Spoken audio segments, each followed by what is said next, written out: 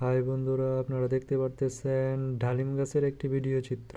দেখেন, আমি জিও ব্যাগে একটি ডালিম গাছের চারা রোপণ করছিলাম প্রায় 1 বছরের মতো হবে, প্লাস কিছু প্লাস মাইনাস হতে পারে।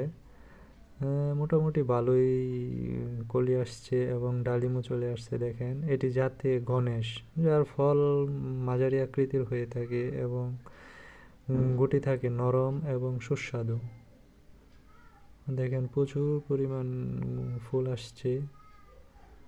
তো আপনারা এটা লাগাইতে পারেন, জাত হিসাবে মোটামুটি ভালোই।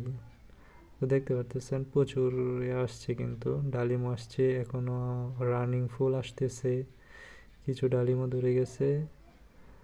তো এটা একবার ফলন শুরু করলে এরকম বলা যায় যে প্রায় বছরে 2বার মনে হয় দিয়ে থাকে।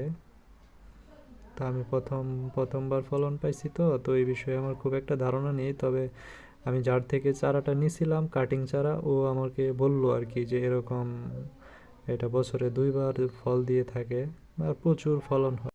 এরকম আরও সুন্দর সুন্দর ভিডিও পেতে সাবস্ক্রাইব করে পাশে থাকবেন। ধন্যবাদ।